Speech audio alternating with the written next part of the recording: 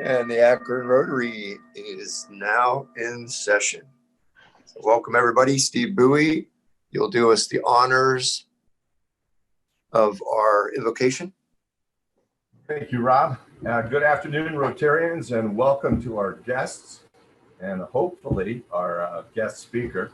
If she makes it, I think we're going to have a mouth-watering time as we listen to her. But today I wanted to share some thoughts from a gentleman by the name of Brian McLaren. He is a contemporary author and a pastor who is very deeply committed to social justice. And I close your eyes and let what I'm about to share sink into, let it sink into our hearts, as it were. Jesus proposed a radical alternative, one which he called good news. And news, of course, means a story of something that is happening or is happening that you should know about. And good news then would especially mean a story that we most definitely want to know about, because it brings joy, healing, hope, and opportunity. The term kingdom of God, which is at the heart and center of his message in word and deed, becomes positively incandescent when it is framed in this manner. Jesus bursts on the scene with this scandalous message. Listen to his words. The time has come to rethink everything. A radically new kind of empire is available. The empire of God has arrived. Open your minds and hearts like children to see things freshly in this new way. Follow me and my words and enter into this pathway of living. Don't get revenge when wrong, but seek reconciliation. Don't repay violence with violence, but seek creative and transforming nonviolent alternatives. Don't focus on external conformity to moral codes, but rather on internal transformation in love. Do not love insiders and hate or fear outsiders, but welcome outsiders into a new us, a new we, a new humanity that celebrates diversity in the context of love for all, justice for all, and mutual respect for all. Don't have anxiety about money or security or pleasure at the center of your life, but trust yourself to God's care for you. Don't hate your enemies or competitors, but love them and do to them not as they've done to you, and not before they do it to you, but as you wish they would do for you. God's kingdom, it turns each of these associations upside down. Order becomes opportunity. Stability melts into movement, and status quo government gives way to a revolution of community and neighborliness. Policy bows to love. Domination descends to service and sacrifice. Control gives way to influence and inspiration, while vengeance and threats are transformed into forgiveness and blessing. Let's pray. Dear loving God, continue to lead us in the paths of your good news. Help us to discover creative and transforming ways to love our city as we celebrate the diversity in the context of love for all, justice for all, and mutual respect for all. In your name I pray. Amen. Thank you, Steve. And now, join me with the Pledge of Allegiance. I pledge allegiance to the flag of the United States of America and to the republic for which it stands, one nation, under God, indivisible, with liberty and justice for all. Cheryl, can you show us the four-way test? All right, read along with me. The four-way test of the things we think, say, and do. Is it the truth? Truth. Is it fair to all concerned? Will it build goodwill, better friendships? Will it be beneficial to all concerned? Thank you. Connor, do you want to introduce some guests? I would gladly do so, and someone has fittingly changed the title of my my box here to Bartender Waldorf Astoria. So I noticed that on there. I love it. I love it. Thank you. Let's see, guests with us today. I am scanning the chat here. I am not seeing anyone at the moment. Gloria Terry is joined. Gloria Terry. I'm sorry. I think she's a guest of Steve Bowie's. Okay, Gloria, welcome. Steve, do you want to introduce your guest? Sure. I first met Gloria as a result of Mike Shearer and the outstanding work from the Akron Beacon Journal. I saw her picture on one of the newspapers talking about the wonderful work that she's doing in Akron. And I'll let you, Miss Gloria, introduce yourself and share with us a little bit about you. Okay, thank you so much. Thank you, Steve, for inviting me, and Akron Rotary Club for having me as a guest today. I am the director and founder of a nonprofit organization called the Grace Academy of Small Wonders, where I work with elementary girls around 3 core competencies: character development, spiritual awareness, social skills, and etiquette. I currently am at Barber Community Learning Center as their family liaison. So in addition to bringing my program here at Barber Community Learning Center, I am now working more closely with the families of the students who attend Barber Community Learning Center to be a bridge with all of the changes that we're currently having that have been brought on with the pandemic and just the changes that we've seen in the last year or so, to be that bridge to help ease the transition of change for the families and the administrative staff here. So I'm very happy to be here, and our mission is the mission of the Grace Academy of Small Wonders is mentoring girls and supporting parents to nurture competent female leaders for a rapidly changing world of tomorrow. So I'm the emotional social piece for elementary girls. I'm also a ordained and licensed minister, and I minister at the Haven of Rest once a month on Thursday, having a Bible study for the ladies there at the Haven. I'm very happy to be here again as a guest. Thank you, Gloria. Yes, that's phenomenal. Thank you. Sounds like you're doing wonderful work in the community and in those lives. So thank you for being here, Steve. Thank you for bringing Gloria along with you. Is there anyone else I am missing, or if anyone has a guest? I've got my gallery view pulled up. Just raise your hand or let me know. But Connor, I private chatted to you. Ryan is technically still a guest until we get his date for his induction. Okay, perfect. Thank you, Ryan. Welcome. Obviously you've been on a few weeks now, so we're happy to have you here. Thanks for being here, Ryan. Thanks for having me. All right, and I've got my chat open now too, so I apologize. Thank you, Cheryl. And Dave, you had given me a heads up too, so clearly I did not have my chat open. I apologize. All right. Other than that, though, anyone else I'm missing now? It seems like Cheryl and Dave should have been the greeters today. I'm off my game, so. All right, guys. Dr. Rob, you've got it. All right. Thank you very much, Connor. Anybody been an ambassador? Been to another club meeting or an activity? Virtually likely? Well, Dr. Rob, I think you were. I think you share your experience speaking for Hudson. Yeah, thank you, Cheryl. I did speak to the Hudson Rotary AM meeting. I think that's the clock tower. There's two clubs, but I just followed the Zoom and went in.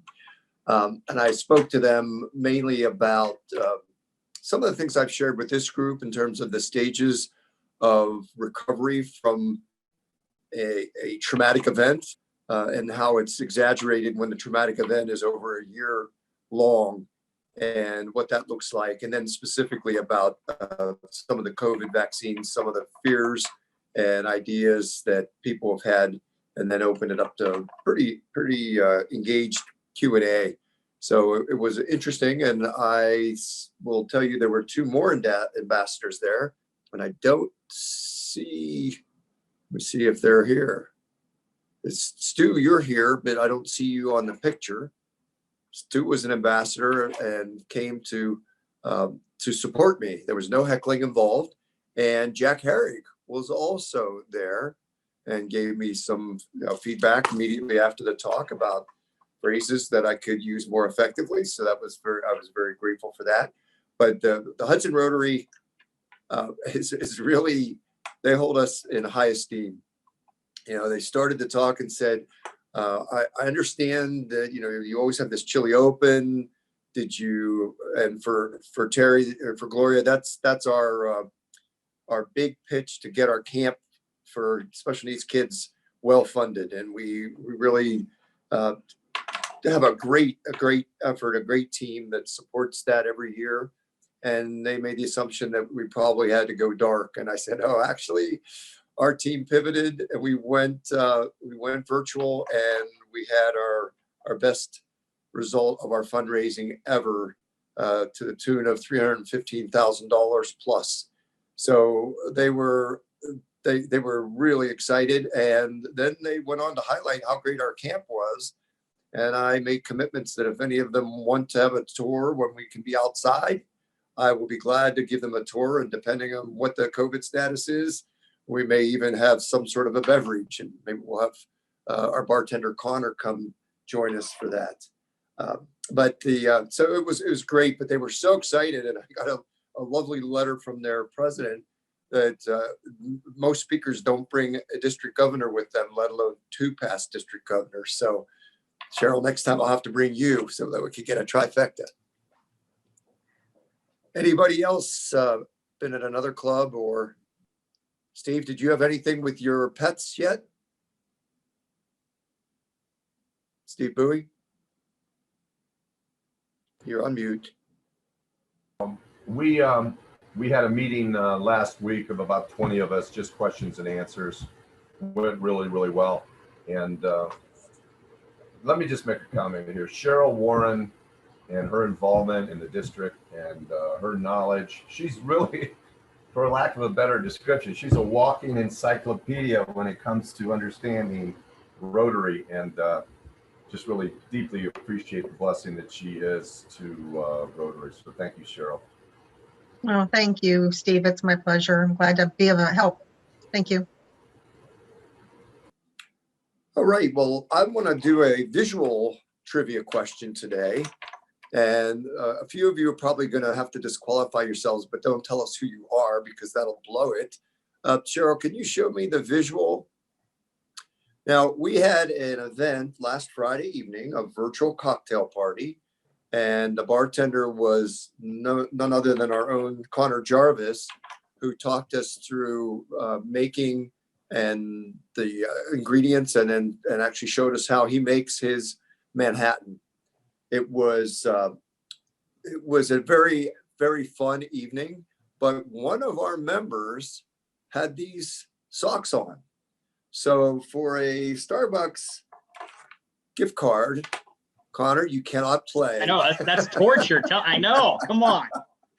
I want to see if anybody here in the club has recognized those socks or would predict who might have such an elaborate pair of socks. They were the fanciest socks that we had there, as they are labeled fancy bourbon socks. Any guesses? Yes. All right. That's got to be Bill Manby Jr. It is not Bill Manby Jr., but that was a good guess. Bill may have had those same socks on, though, because he wasn't able to attend our event because he was at a rare bourbon tasting. And I hope that was physically distanced, but it's hard to imagine a bourbon tasting with a mask, but we won't put him on the spot. Anybody else have a guess? Yes. Sorry, this is Colleen. I would guess it's Dave Miller. That would be an excellent guess, but no, it wasn't Dave Miller. That's who I would have predicted if I were naive, but I know because I was there. Any other guesses? Well, I will read you a list of people who were there, and then that way it's probably a little easier. Obviously, the bartender from the Waldorf Astoria, Connor Jarvis, and he can tell you why it's the Waldorf Astoria. Yeah. Steve Warren was a guest, a former member who's now the president of a virtual club, joined us. David Hall joined us and had his fixings there. Katie Miller joined us, although she was not imbibing because Katie's been walking every day since COVID started and has really transformed her health. So she, not that she wouldn't partake, but she hadn't done her walk yet. I partake Cheryl, later. you did it later? All right, good. Cheryl Warren was there and I was there. So now we've narrowed the field. I'll take two more guesses. How about Steve Warren? No, that's a great guess, but I can see Steve Ward wearing those. One Can I final guess guess. I guess the obvious, unless I missed you already being guessed, but Dr. Rob, was it you? It was not me. So will the owner of the socks please raise their hand? It was David Hall. I get the gift card by default now, don't I? I'm not sure I follow that logic, but I know you. Colleen had half the answer right, David Miller, so she got David right. Oh, that's true. So maybe we'll default to Colleen. I like that. All right, but we don't have our speaker here yet, so we have a little luxury of time, and I'm not sure if we have a lot of luxury of time. But one of the things that we've done with this club, since we are not in person and we don't have that kind of intimate view, is we do have our trivia, but we also have some icebreakers. And I was reflecting as I was getting dressed in a suit and tie, which I haven't had a long tie on in several weeks. I want to, Steve Bowie, you will get your gift card. You have one, and Dr. Doug has a gift card coming from prior, but I have to replenish my supply of gift cards. My kids, when they came home for their holiday stockings, they found my stack of cards, and they're having a good caffeinated time. So I will get those to you. So when I was getting dressed today, I was thinking, wow, I don't know if Jeff Sitz is on here, but I'm finding myself, sending some stuff to the dry cleaning that I don't really need to have dry clean, but I just feel so bad because my wardrobe is a little monotonous on most days. And, Rotary gives me an excuse to put on a tie. So I'd like to hear what your take is on fashion during Zoom meetings. Do you like the fact that it's different? Do you miss some of the old days? What are your thoughts there, Michael Shearer? You're looking actually pretty respectable today. Well, I'm grateful that I don't have to mess with the dry cleaner all the time, but I have a bunch of suits that I've not worn in a long time, that's for sure. So that'll be interesting at some point. I did get them dry cleaned so they're not collecting dust in the closet though. So they're all in plastic bags for whenever I need them again. All right. How about you, John Daly? Is your wardrobe any different now than it was before the pandemic? You're unmuted. There you go. Now you're off, John. Okay, no, still the same. All right. So it's not changed your dry cleaning bills or your cleaning processes? No. Pretty much the same. All right, Steve Bowie, what do you think? What's your transition, and what do you miss? I would say that my dry cleaning has gone down about 50%, and I do miss seeing people looking as distinguished as you look today. And I've been on a meeting last week that was hosted by Love Akron in regards to education, and there were some outstanding presenters there. Dr. James was there, and a few others, and each of them had on suits, with the exception of Dr. James. But it was really kind of refreshing to see that for me. June Ring, has your wardrobe changed? Yeah, I would say there are a lot of things in my closet that I haven't worn at all during the pandemic, and lots and lots of Zoom meetings. So just making sure, top half is very professional and presentable. I think that's kind of what most people are finding. But I did see that article that Jeff Sitz had posted about dry cleaning family businesses, and that was it was just sad to see another sector of our economy that has really suffered. So. Yeah, so we've been going through and making sure if we have some, I guess they're called duvets or whatever you cover your comforters with. They're cleaner than they've ever been, but I think they're going to get threadbare if I keep sending those in. Lorraine, has your attire changed, and is it for you enjoy it or you miss the old? No, yes, it has definitely changed 100%. I like it. I don't mind working in my pajamas a lot, to be honest. My husband recently mentioned it though and said, you need to do something about your wardrobe. So I guess I need to invest in some at least nicer tops. I have no idea. Phil Williams, I know that you're usually pretty dapper. Yeah, I'm trading my button ups for my golf shirts. That's basic difference. And I don't know. I just have a thing against shaving, so it's like I struggle to shave, and this is, I don't know, probably a missed day. So that's the biggest thing. This can get pretty wild pretty quickly. Yeah, well, once you get a little older and it comes in gray, you may want to shave more often. That's my motivation. How about you, Sam Lapika? I struggle to shave, yes, as can be seen. Yeah, I think it's changed for sure for me. Yeah, it's interesting because I was going to send some clothing his way as well, because I think literally it's probably been about 11 months since I've been in there with anything. So just haven't needed to. So Connor Jarvis, you're looking kind of like you often look. And you're on mute. Sorry about that. I know normally, I guess the mute button might have stayed on me a little bit longer for a good reason. No, I'm kidding. Honestly, wardrobe change. I mean, you guys probably can't tell. I stopped wearing pants, but other than that, it's pretty much the same. No, I was thinking the same thing as Sam just had said there. I need to send a little bit extra to city cleaners and with the pickup service, but it's definitely been a little leaner, a lot less of the actual ties. I can't pull off a bow tie like Dr. Rob and our Dave Miller can, but a lot less ties, more so just buttoned up with collar undone and a blazer. But I typically just put the blazer on Rotary days and try to keep it a little classy, but really it's been a lot more polo shorts, khaki pants as opposed to my full dress pants. So some days I'll just dress up because Courtney likes seeing me in a suit and tie, and I haven't done that in a long time. So.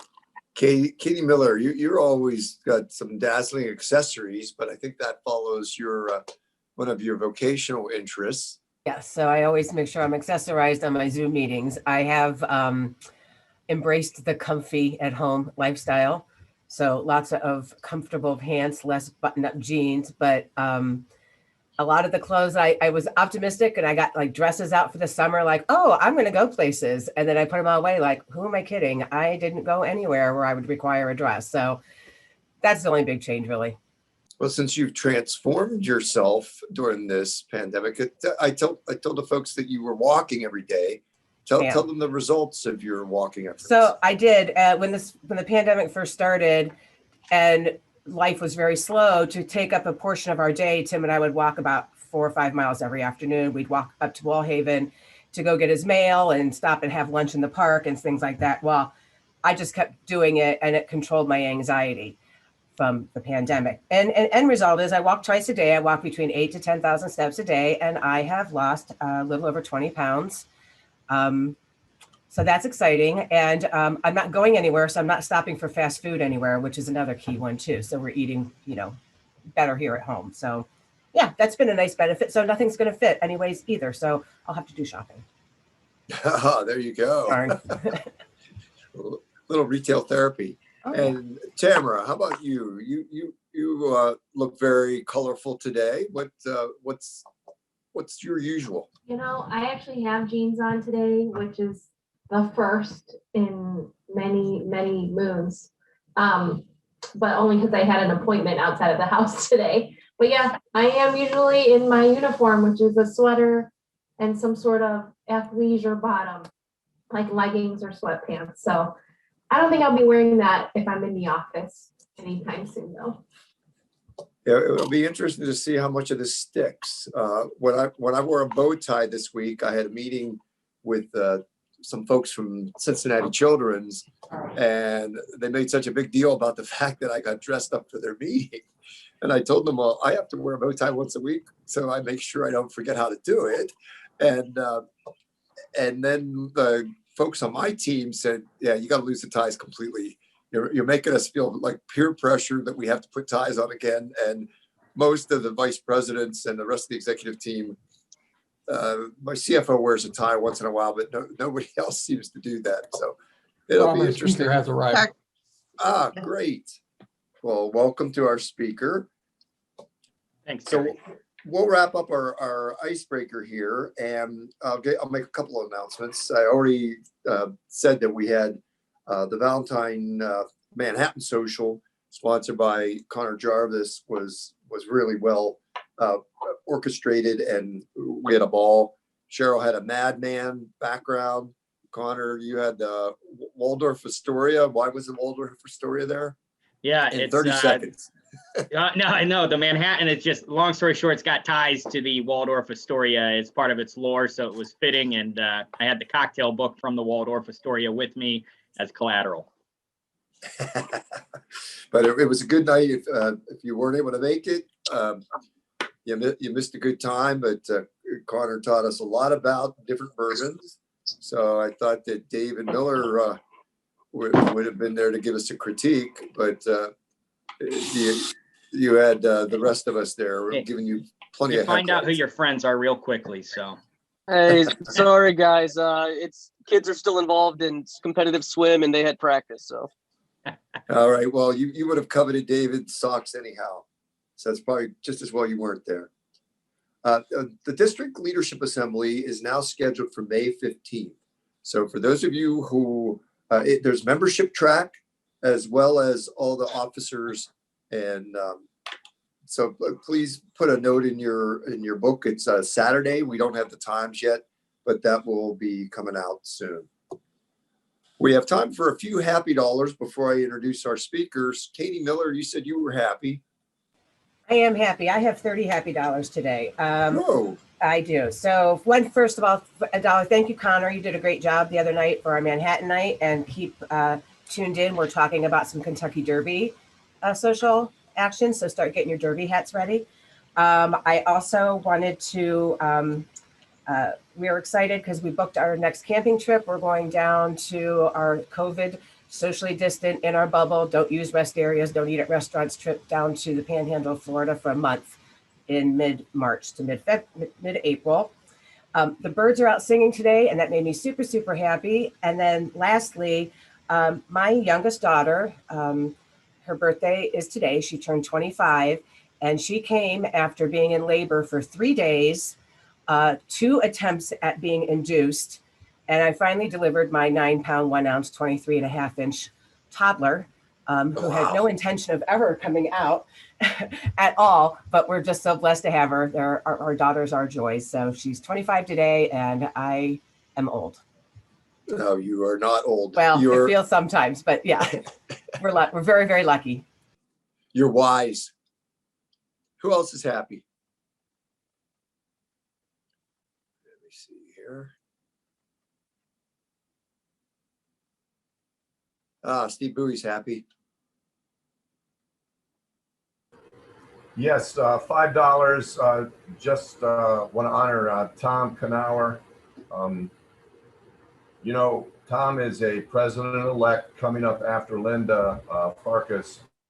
And best way to describe Tom is like a really fine aged bottle of wine. And when that bottle gets opened and you get to know him, you're about to be richly blessed. So thank you, Tom. Very nice. All right, anybody else happy? I have 10 happy dollars. I'll finish this up here. We've had a lot of work on resiliency given the pandemic issues, but even before that, because of physician burnout, I got together with a psychiatrist from a friend of mine at Zuma, and throughout this, we've actually successfully stood up a new 501c3 that is called Akron Physician Wellness Institute, and it offers free, confidential, non-EMR related mental health and mental wellness services for all the trainees at SUMA and at Akron Children's, as well as members of our med staff. So I was thrilled to get that stood up, and I had support from both SUMA and Akron Children's. And once we get these services going bigger, I hope to be able to market this to other hospitals that need some help for their medical staff. So I've, even though I'll be turning over this board to Steve Bowie in a few months, I'm actually the president of that board. So I guess I need to learn to say no, but anyhow, I'm very excited about that opportunity. And I also get to babysit my grandbaby again, because I am the only immunized person outside of his parents, and his daycare unfortunately is closed because of pandemic concerns. So I'm going to spend 2 days, one working remotely if he sleeps appropriately, and one just to have fun and hold the baby on Thursday and Friday. So that's what I'm happy about. In addition to other Congratulations, things. Rob. And I wanted to say before we dive into it too, Bill Manby did throw in for happy dollars in the chat. Yeah, just don't want to be remiss if we didn't mention that he threw those in. 5 happy dollars for the tasting he missed, the sock battle he would have won. So maybe that's a taunt to Dave. And for the 2 meetings he's going to miss because of his trip to Florida for his 50th on Sunday. So happy early birthday, Bill. Bill Manby, happy birthday on the 28th.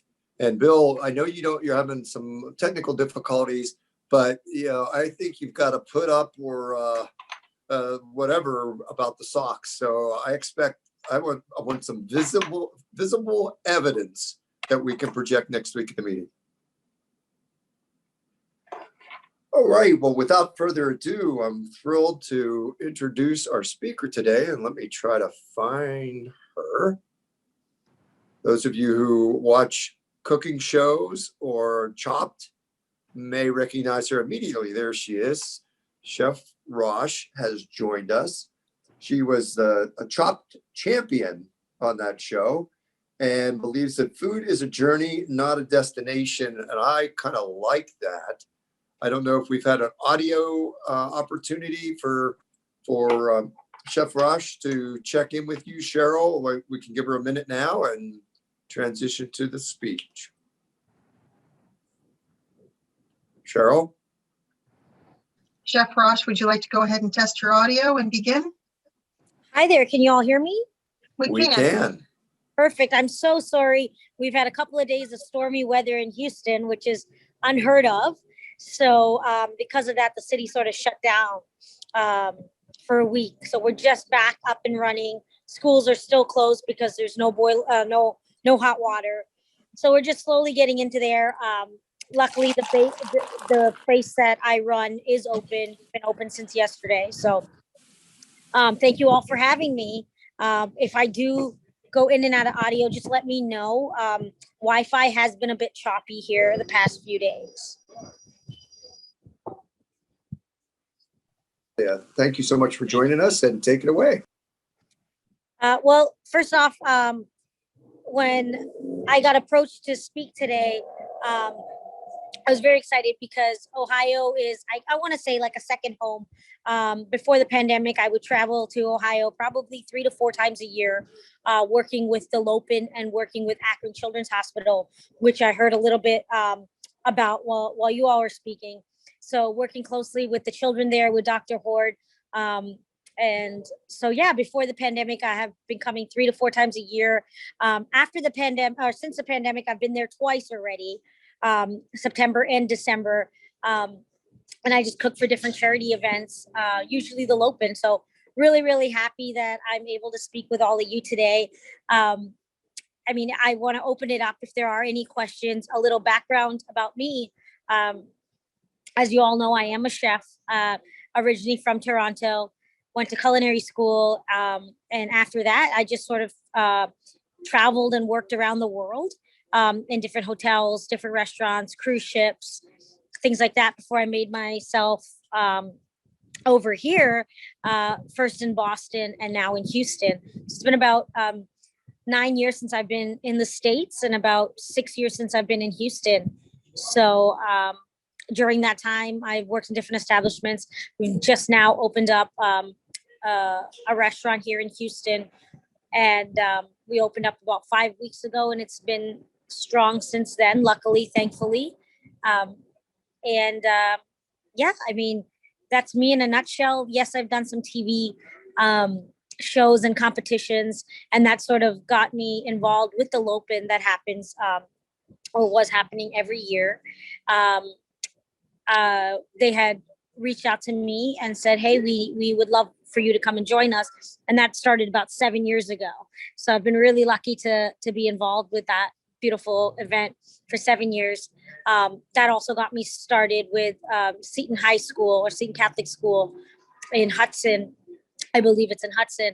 That also got me out for their charity events. So huge connection with Ohio. I think the Hilton Garden Inn in Twinsburg knows me by name because I stay there so often, and they actually have my first name under as chef. So yeah, I mean, I definitely love being involved in all of that. And besides that, I do, this is all, of course, pre-pandemic, but getting involved in different charity events around the United States, getting involved in different food and wine festivals around the United States and the Caribbean. And that's sort of what I do in a nutshell, apart from cooking.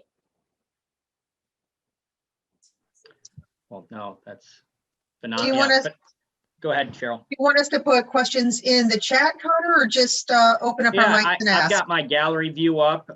Chef, we really appreciate you being here, and I'll monitor the chat, and then I've got gallery view up if anyone has questions to raise their hand. But you know, we appreciate the opportunity to ask questions in this open format. And Steve Bossert, yeah, you want to kick us off? Yeah, Chef, thanks for being with us. My pleasure. I'm curious how you got involved with the Lopen. What an amazing program they have put on for a lot of years for children's. And then secondly, have you had a chance to visit Children's Hospital, and what do you think of our Children's Hospital here in Akron? Sure. Well, I got involved with Lopen. Phil Lopez, who runs Lopen for many years, his near and dear friend, also from, I think from Aurora, David Lasecki. He and my husband work together in a lab here, and he used to come over to our house all the time for dinner. And he's like, hey, Rosh, you really need to get involved with this. I'm going to, contact you with my buddy. They always do this charity event every year, and they always have chefs and different restaurants involved. And, fast forward 7 years, Phil and Jen are like family to me. And anytime there's any event going on, that's how I got involved with the high school as well. Because their kids, or not the high school, sorry, the middle school, is because their kids used to attend there. And he said, hey, would you mind a fundraiser for the school? Absolutely. And that's been about 3 years now. I visited the Children's Hospital probably 7 times in the past 7 years. So once a year. Great facility. I believe in a lot of where the money goes to and what we do. And I've always had the honor of meeting the children and cooking for them, or making ice cream sundaes for them, or just visiting them and hanging out. And I absolutely love it. Again, Dr. Ward has become a friend of mine. So even if I'm in Ohio and it's not for Lopen, it's for someone that bid on me for the auction and I go to cook, I always make a point to try to get to the hospital. Thank you, Chef. And we've got some great questions coming into the chat here, so I'll rattle through them. I've got a couple of my own too, but Julie Brandel had asked what your experience was like on Chopped behind the scenes, and that kind of ties into Cheryl's question, which is what it was like to be on Chopped. And it does seem like a very intense show, at least from our perspective, and obviously it's a prestigious show on the Food Network. So what was your experience like? And then In my own digging, it looks like your episode was several years back, and we were curious as to what ingredients you were forced to cook with as well on your experience on the show. Sure. So the episode is on Hulu. It's streaming on Hulu, if I'm not mistaken. But it was, I applied, and it was several interviews later that I got called for it. And it is what you see. It is 20 minutes and 30 minutes of intense nonstop cooking. Behind the scenes, it's really a lot of hurry up and wait. Like, we're waiting for the judges to taste our food. It might be hours sometimes before they taste the food. We're sitting in that room chit-chatting. I mean, it was 2 hours, 3 hours. The actual competition is nonstop. They do not pause us. Even if someone gets injured, they do not stop. So that part is 100% real time. And it is about a 16-hour day of shooting. And it was a great experience. It was absolutely fantastic. I got to meet some great people. It really helped my career. It really got me involved in different charity events and different events. It got me a cookbook. So it got me involved in different Food Network competitions since then that I've appeared on. So it's really, it is all in all a great experience, win or lose. Luckily, yes, it was in my favor, but win or lose, it was a great experience overall. Oh, that's wonderful. One of the shows that my wife and I enjoy, and I know that many of us on the call here today enjoy watching too. So congratulations to you, and we appreciate that insider perspective. David Hall had asked, what your favorite personal meal is to make and to eat. If you have a preference, or if you can even narrow it down to just one, but if you have a go-to, that's your personal favorite. What I got asked this question a couple of days ago by someone, like, if you would have like your last supper, what would it be? And I think for a lot of us, it's comfort food, and for me, it's an Indian dish of like red kidney beans and white rice, and it's like a lentil stew almost, and that's just comfort to me. Cold day, hot day, any day, it's like you that simple, and just using the purest ingredients, and that would probably be like my choice of last supper for sure. Yeah, no, that's it. Comfort food is always a winner, and everyone's comfort food's unique to them. And I'm going to blend a few different questions in here because mine kind of fell into it. As a relay to one of the earlier questions, it was asked what your favorite ingredient is to cook with, and just your favorite all-time dish, which maybe that the dish you just described happens to be that. But and I might be mispronouncing this, but is Sindhi cuisine your favorite cuisine to cook? It looks like you do a lot of fusion cuisine and cooking. And that was kind of a blend of questions, but any answers to those? Sure. I mean, for the past 3.5 years, I've dedicated my career to sort of put Sindhi cuisine on the map. It is one of the smallest cultures out of India present day. So it's really important to me to be able to showcase that and in various avenues. So it is something that I grew up with that I want to make mainstream, and I'm working towards that. As far as favorite ingredient to cook with, it is it's hard to narrow it down. If it's spice, I love working with cardamom. If it's protein, I love working with goat or different seafoods. And if it's vegetables, it's just whatever's seasonal, and treating it with respect, and allowing it to bring out its natural flavors. But I cook every type of cuisine. I love learning about different cuisines. Part of my 10 years of traveling around the world was to do that, to be able to learn about different cuisines and different techniques, and bring that back here and be able to play around with it, and use the spices and the ingredients correctly. A lot of times, chefs included, home cook chefs, we don't use different spices or different ingredients correctly, and then it showcases on, I just don't like this type of cuisine because it didn't work out for me. But a lot of times we're mishandling it and misusing it. Yeah, I am certainly one of those, I would imagine. My wife would probably attest to it, but this is why I always enjoy experiencing the meals from those that know what they're doing with the ingredients. So right. I guess a personal question, kind of related to the Sindhi cuisine, but I have a very close friend who is Punjabi. And of course, my exposure to a lot of Indian cuisine has been Punjabi cuisine. So how does Sindhi cuisine differ from Punjabi cuisine? And just in general, another member had asked, what are the main ingredients or the dish types in Sindhi food? So maybe that kind of blends together. Sure. So it has very diverse cuisines. I mean, from north to south, east and west, it's like you're eating a totally different cuisine. Sindhi cuisine originated in modern day Persia and moved through Pakistan and now India. It's very floral. It's using spices, dried fruits, aromatics to various dishes. It's using a lot of game. Whether it's and fowl, game and fowl. Quail is readily used. Buffalo, goat, lamb. These are all used quite a bit.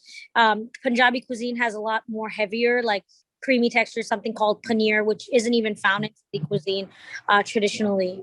So it is it's a totally different type of cuisine, 100%. Okay. It's similar spices though and flavor profile, or it's more earthy. It's more Okay. earthy and more floral. A lot more saffrons, lavender, cardamom, as I mentioned, cinnamon. These type of spices, more so than heat, more so than chilies and things like that. Okay, very interesting. And I guess, this is, I thought I had a different question to segue off of that. I was trying to make it logical, but this is one I was wondering too. Who does the cooking at home? I think Dr. Rob asked that. Who does it? Is it, do you want to bring your work home or? It is 100% me. Unfortunately, I married a very talented person, but he's talented in his own field. So it is, and it is very important for me. I mean, growing up, first generation with immigrant parents, we ate at home. Unless it was a special occasion, we ate at home. And as much as, of course, I'm a restaurant owner, I love the business. I'm not going to lie about that. It's very important for me to feed my children, at least 6 days a week home. Breakfast, lunch, and dinner, and really knowing what goes into their food and being able to be 100% responsible for that and teaching them. So we eat all different kinds of cuisines at home, but it's teaching them and teaching them the respect for the ingredients and why we're cooking a certain way, rather than throwing everything. And I'm not trying to hate on it, but throwing everything into a hot pot and calling it a day. Yeah. Is there, I guess, any advice you'd have for those of us who are certainly not experts in the field of cooking as much as we might think we are, or just, us amateurs that can help us, little things that could improve? Then maybe that's too much of a loaded question, obviously, in all the years of experience you have and training, but, to amp up our cooking skills at home. Just remember, and I live by this, is a recipe is a guideline. It's not set in stone. And if you look at, I have 2 cookbooks and none of them have pictures in it. And the reason is pictures are intimidating. Pictures are Photoshopped, pictures are glazed, pictures have artists that are plating it. Your food will not look like that, and that's okay. A recipe is a guideline, right? As a chef, it's our job to create the recipe, not follow one, so to say. So it is a guideline. If you have a recipe with 30 ingredients and you don't have 10, it's okay. It's what you perceive of it, and if it doesn't, it is, that makes it. And I'm still 20 years in the industry. If I'm not happy with a meal that I cook at home, I'm not going to serve it. Do I throw it away? Absolutely not. But I make it into something else and make it yours. I mean, cooking should not be a chore, right? Cooking is an essential. Like, what we put in our body makes us go, makes us who we are. So it isn't a chore, and people are like, I hate cooking. Well, why do you hate cooking? Let's break it down. Do you hate drinking water? No. Well, you have to drink water, right? And it is what we put in our body. And that's why it goes back to me cooking every day for my family. It is very important for us to know what goes in our body, because it's how we function the next day. If we have that extra glass of wine the night before, it's great. Then the next morning, we're feeling it. It's the same way for food, right? The fried chicken tastes great now. The next morning, we wish we had turned the other way. So it is, don't make it a chore. Make it fun. Get your family involved. If you have fussy kids, 99% of the time, if they're helping you cook, they're going to be bound to wanting to try what they created.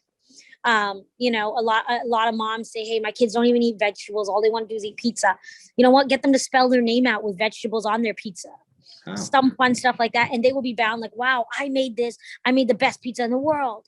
And that's sort of, you know, my theory behind, you don't have to be no one's born a good cook. You know, you become just like anything, right? You become a good driver with experience. And it's just like that. But if you never drive, you're never going to be a good driver, right?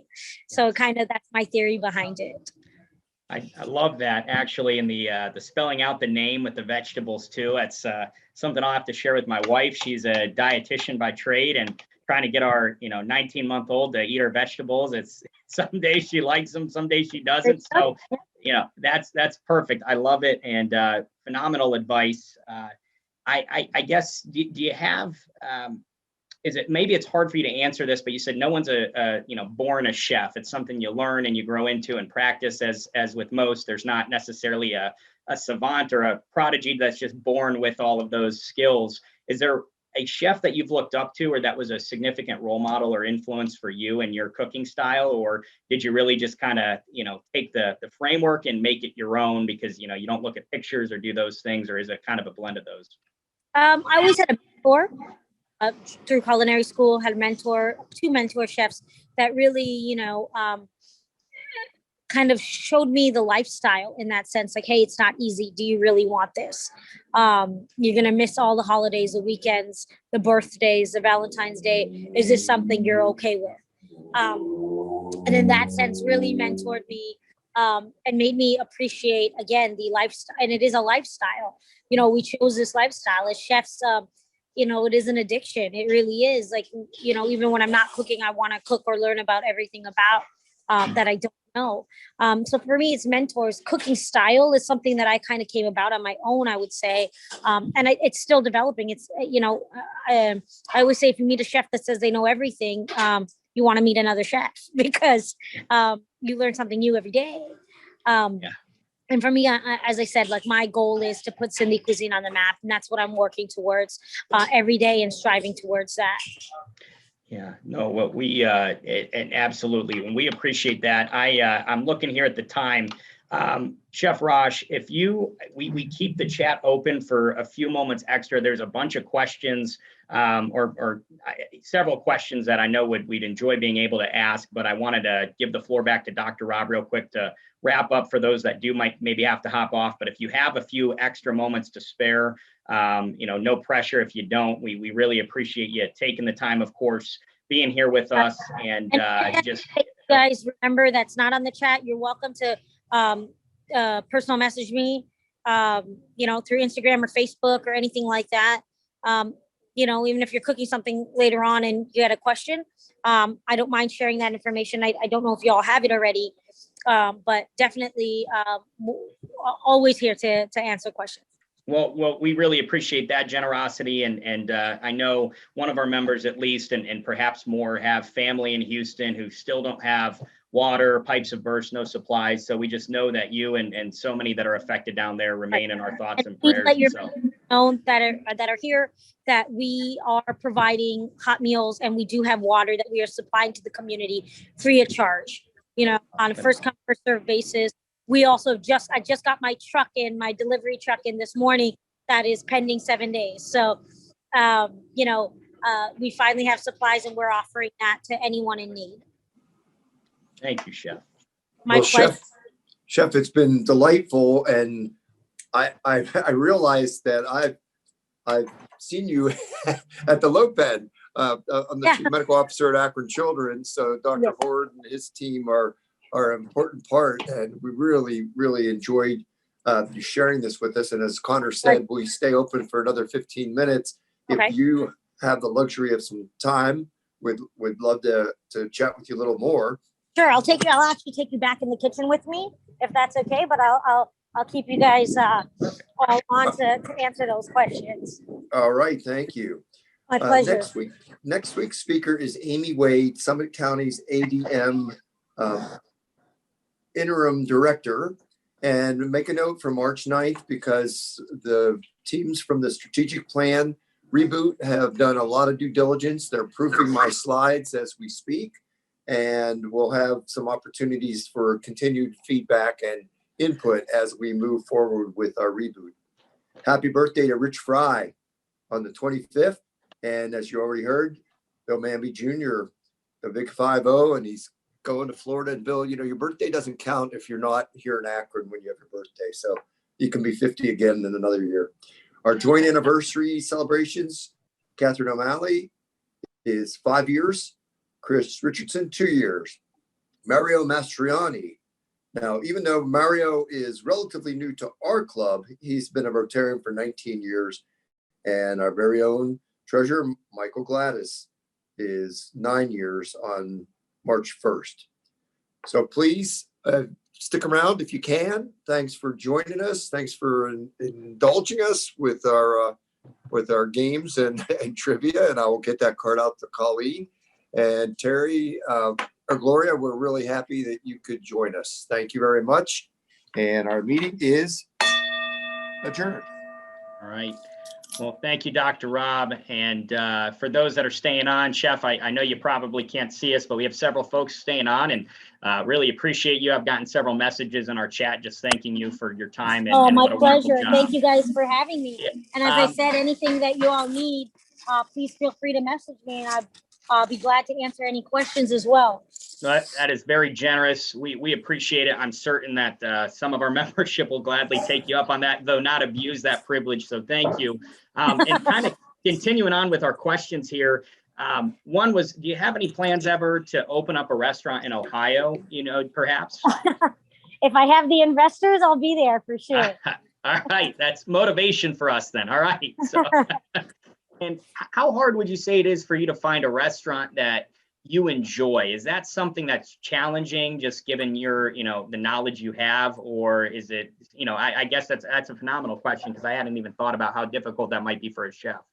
You know what? I go into every restaurant with an open mind. Every chef has their own style of cuisine. Every chef has their own style of cooking. So unless it's like I order a rare steak and it comes out well done. If I order a steak and it has a sauce on it that I wouldn't do, I still respect that, because that's that chef representing themselves. I love trying different restaurants. I love trying different cuisines. And I go in like anybody else would, you know, and I'm excited to try it. Yeah. Got to have an open mind. Absolutely.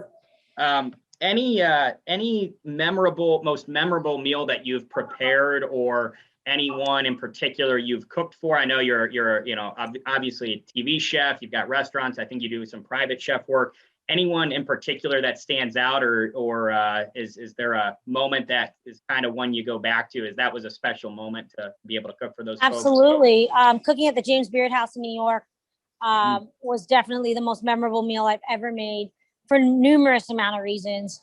And, you know, being able to showcase my food, 7 courses, was just spectacular. It is a great place for a chef. It's like, you know, winning the Oscars for a chef is being able to be representing their cuisine there. So that was, I've done that 2 years in a row, and that has been the most phenomenal experience for me. Wow, that phenomenal. Too, kind of, you know, that sticks out obviously from probably an enjoyable experience. Not that there might not have been some, you know, feelings of pressure there, but, you know, bringing back to another celebrity or TV chef example, cooking on, you know, with Gordon Ramsay, the Hell's Kitchen show. Is he as tough as he seems to us as, you know, outsiders, or is he, you know, is there a gentler side that, you know, we just might not see, and it's just his persona? He's the father of like 6 kids, right? Wow. So, and he has so many different shows, and if you watch his different shows, the ones that he's working with kids and things like that, I mean, he is a TV personality, so the role has to fit the show.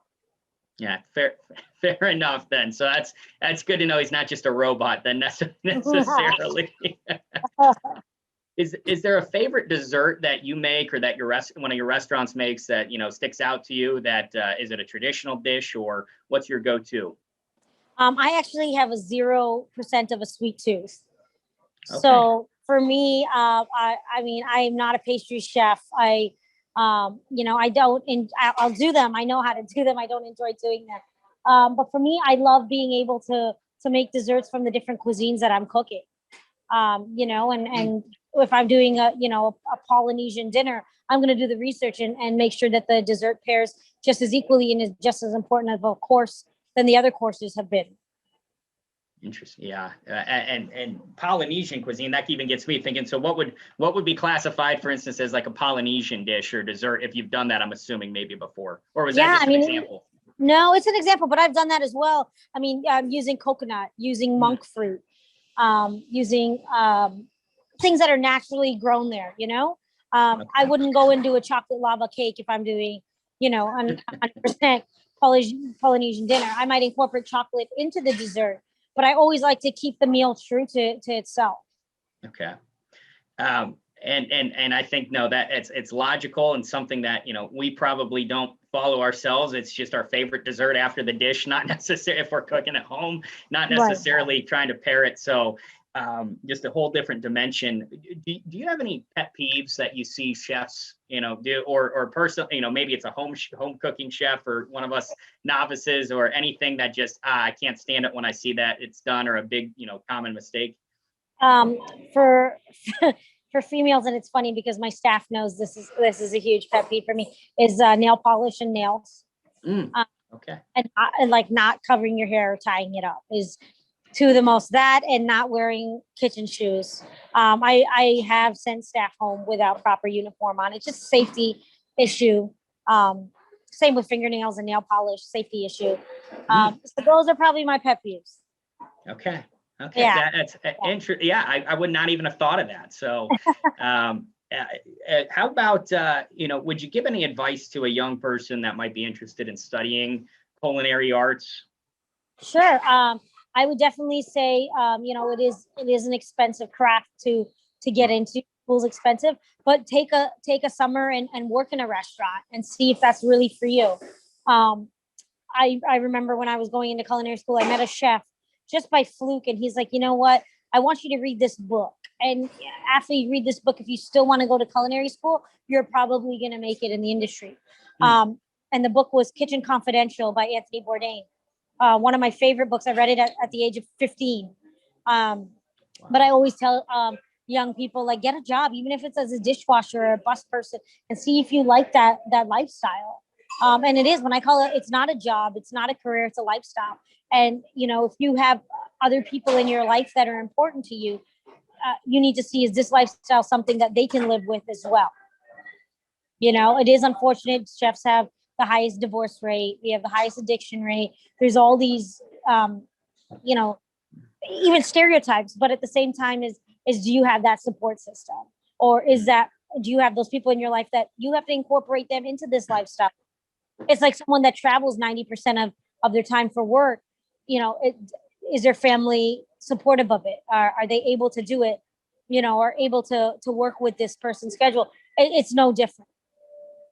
Do you ever feel, I guess, unappreciated or underappreciated, or what could us as just consumers, other than eating at the restaurants and, doing everything we can to show gratitude to chefs with its reviews or whatever the case may be? But that's something I had not, you do hear the stereotypes, but you think about it being a lifestyle and some of the loneliness that maybe some chefs could experience if they don't have that support system, and just the holidays and birthdays that are missed. Past 4 or 5 years that the suicide rates in hospitality industry is just booming, and it's unfortunate. There are a bunch of support groups out there.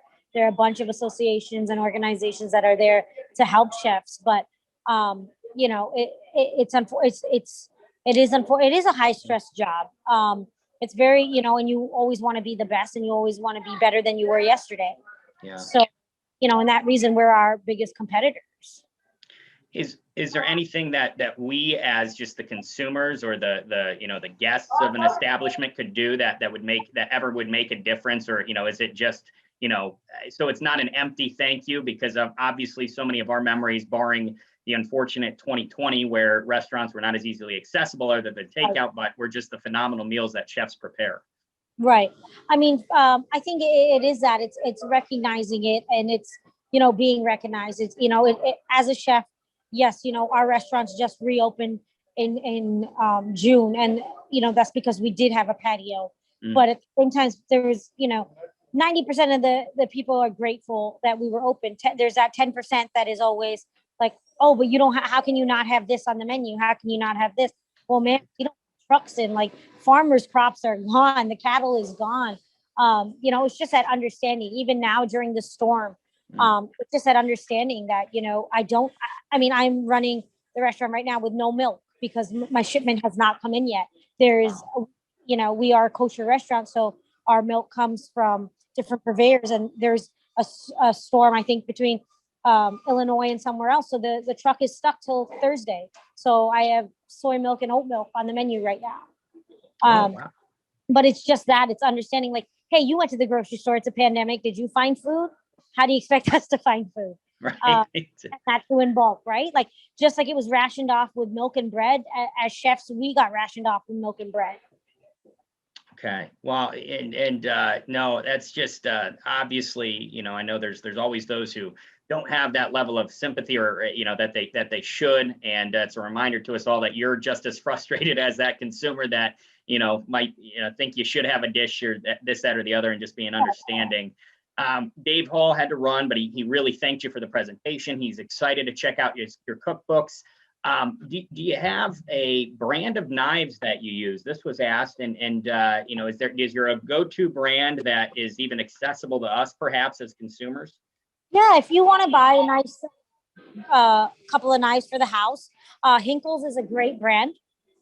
I would definitely recommend Hinkles. If you're okay with spending a little bit more money, these knives will last you a good 15, 20 years. Global is another great brand. Okay. And global. And there's different grades to them. There's different amount, like there's different packages that you can purchase. But if you want a good knife that you don't have to invest in every couple of years, and those two brands are fantastic for a home cook. Okay. Now, career-wise, do you you've already accomplished so much, and you've said it yourself that as a chef, you're kind of competing against yourself, constantly trying to be better. Is there any kind of, obviously a newer restaurant, we talked about, hey, we'd love to have you in Ohio if we can get the investors rallied for you. What's kind of your dream step career, or where do you want to go from here? Is it further TV shows, just more restaurants, or how do you continue to see yourself challenging yourself moving forward? For me, I keep myself active in the sense of what's trendy out there, and how to do that is by networking with other chefs. Competing against myself, always challenging myself is how I grow. Do I have a spot where I want to be in 5 years? I don't want to be in the same spot I'm in 4 years from now, if that makes sense. Where I am today, not where I is not where I was a year ago. And that for me, just keep growing. If that means more restaurants, it means more restaurants, more competitions, more competition. And a lot of things like TV and competitions don't make you as a chef. It's you being true to the food that you put out. It's too many chefs nowadays. Food Network is so accessible. Oh, I've been on Food Network, so I need to be paid X amount of dollars and work in the best restaurant. No, because you getting on that show doesn't make you as a chef. It features your skill for an hour on the show. Yeah. So for me, it's continuing to learn, build myself. When travel can happen, continuing to travel and just learning as much as I can learn, right? Because knowledge is power. No, and food is a journey, not a destination. So I don't have a spot where I see myself being in 5 years. It's just not where I'm going to be in 4. I'm sorry, Chef. No, I was going to say your comment there again, and I think it's on your website. It's just the journey, not a destination. You said it at the beginning. That's probably the answer we should have known, is that it's just a continuous process, and just being the best chef you can be. And who knows what the trends in cuisine are going to be, and then the culinary arts in a few years, and just being in a position where you can capitalize on that. So absolutely. Well, guys, Chef, we know you're busy. We only have a few minutes left. I've gone through everyone that's asked a question in the chat, and just a lot of thank yous that I wanted to, again, send your way that have been expressed by our membership. So with that, if anything that I need, just feel free to reach out. Really, really easy. On Instagram is chef_Rosh. On Facebook, it's my first and last name. But yeah, feel free to reach out, and I'd be happy to answer any questions or chat or anything like that. I think Julie is here. Julie I've had the pleasure of meeting Julie and her family multiple times, and actually that's how I got involved with speaking today. So Okay, well, Chef, we'll be sure Julie just had to hop off. She was on for most of this post-meeting session. We will make sure she gets that message from you, and we appreciate Julie, of course, for bringing you on board. And this has just been a phenomenal meeting. You can't see us. I know you're calling in, but it's oftentimes there's not a long question period afterwards, and this is certainly a presentation our membership was interested in, Chef. So we really that's appreciate good. your time. That's Yes. great. That's great. Well, hey, we'll do our best to one, rally up some investors for you up here, but two, that's a selfish ask, and then two, You know pick up what some of your though? I mean, as I said, I come to Ohio so often, and I personally have not had a good Indian food experience yet. So hopefully I'll be able to bring that to all of you when I'm there next time. And whenever I cook for Lopen, I always try to do my type of food. So You know what? Please do enlighten us, because the best Indian food experience I've had in Northeast Ohio is with my friend that I mentioned, who's Punjabi, but I have never had, and I don't want to mispronounce it, but Sindhi cuisine. So, if there's any way for that, culinary, influence or type of cuisine to be brought to these parts, I'm an adventurous foodie. I'm not a great cook, but I like to eat. So I would love that experience. And we thank you again for your willingness to be accessible to our membership. And we'll be certain to check out your cookbooks and other of your resources as well too, Chef Rosh. So thank you so much. thank you guys. You guys take care and be safe. Thank you. Bye-bye. Stay well. Yes. Have a great one. Best to you.